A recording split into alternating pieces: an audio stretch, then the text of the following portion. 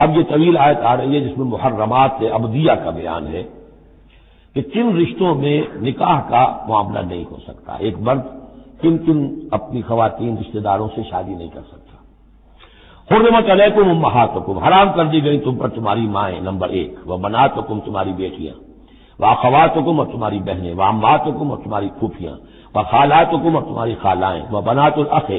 اور بھائی کی بیٹیاں یعنی بھتیجیاں، وبنات الاخت اور بہن کی بیٹیاں یعنی بھانجیاں، وامہاتکم اللاتی ارضعنکم اور تمہاری وہ مائیں جنہوں نے تمہیں دودھ پلایا ہے،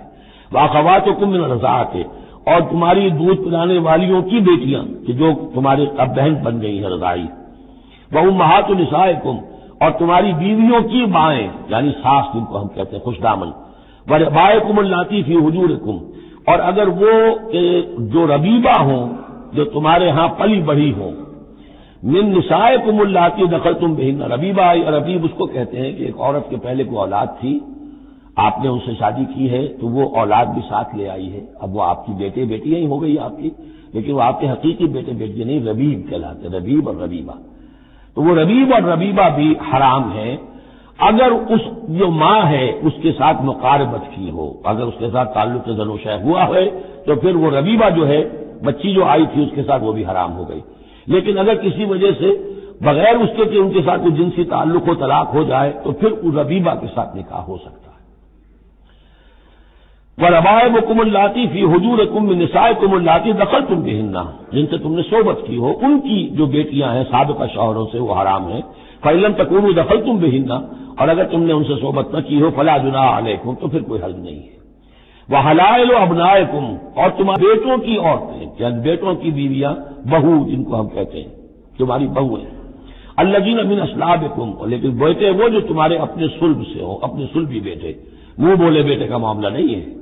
وَأَن تَجْمَعُوا بَيْنَ الْأُخْتَيْنِ اور یہ بھی تم پر حرام کیا گیا ہمیشہ کے لیے کہ بیک وقت دو بہنوں کو جمع کرو ایک نکاح میں،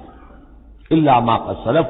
سوائے اس کے کہ جو ہو چکا، إِنَّ اللَّهَ كَانَ غَفُورًا رَحِيمًا یقیناً اللہ غفور الرحیم، جو ہو گیا پہلے کا، اس کو تو گڑے مردے اکھاڑے نہیں جا سکتے، لیکن آئندہ کے لیے یہ محرمات ابدیہ ہیں۔ اس میں حضور نے اضافہ کیا ہے کہ دو بہنوں کو بھی ایک وقت نکاح میں نہیں رکھ سکتے، اسی طرح خالہ بھانجی کو بھی نکاح میں نہیں رکھ سکتے اور پھوپھی بھتیجی کو بھی نکاح میں نہیں رکھ سکتے۔ یہ محرمات ابدیہ ہیں کہ جن کے ساتھ کسی حال میں کسی وقت شادی نہیں ہو سکتی۔ اب ہے وہ محرمات جو عارضی ہیں، والمحصنات من النساء وہ عورتیں جو کسی اور کے نکاح میں ہیں، اب یہ اس وجہ سے کہ وہ اس کے نکاح میں ہیں آپ پر حرام ہے، ہاں اگر وہ طلاق دے دے پھر آپ شادی کر سکیں گے اس سے، لیکن یہ کہ اس کے اوپر جو حرمت ہے اس کی وہ حرمت ابدی اس نوع کی نہیں ہے جو اس آیت میں جو بیانات ہوئی، بلکہ یہ کہ وہ تو کسی اور کے نکاح میں ہونے کی محصنات، حصن کہتے ہیں قلعے کو، جو قلعے میں ہیں پہلے ہی ایک خاندان کے قلعے کے اندر ہیں وہ اور شوہر والیاں ہیں، الا ما ملکت ایمانکم سوائے یہ کہ ان میں سے کوئی تمہارے ہاں کنیز بن کر آ جائے۔ اب ظاہر بات ہے جنگ ہوئی ہے، وہ عورتیں جو ہیں مشرک مردوں کی بیویاں ہیں، وہ لونڈیاں بن کے آ گئی ہیں، تو اگرچہ وہ بیویاں ہیں مشرکوں کی، محصنات ہیں اس معنی میں، لیکن وہ لونڈی کی حیثیت سے آپ کے لیے جائز ہوں گی۔ کتاب اللہ علیکم یہ اللہ کی کتاب ہے، حکم ہے، فرض ہے تمہارے اوپر۔ وَأُحِلَّ لَكُم مَّا وَرَاءَ ذَلِكُمْ اب اس کے علاوہ تمہارے لیے تمام عورتیں حلال ہیں۔ تو آپ نے دیکھا کہ کتنی تھوڑی سی تعداد میں عورتیں ہوئیں کہ جن سے نکاح حرام ہوا، باقی کثیر تعداد، یعنی مباحات کا دائرہ بہت وسیع ہے،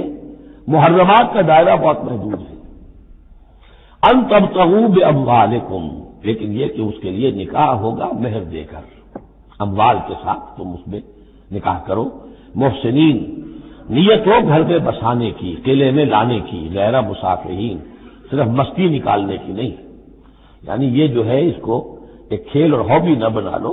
گھر میں آباد کرنے کی نیت ہو، اس سے شادی کی جائے۔ فَمَسْتَمْتَعْتُمْ بِهِ مِنْهُنَّ فَآتُوهُنَّ أُجُورَهُنَّ تو جو بھی تم نے ان سے استفادہ کیا ہے تو انہیں ان کے مہر جو ہے مقرر ہوئے ہیں، فریضۃً وہ دو۔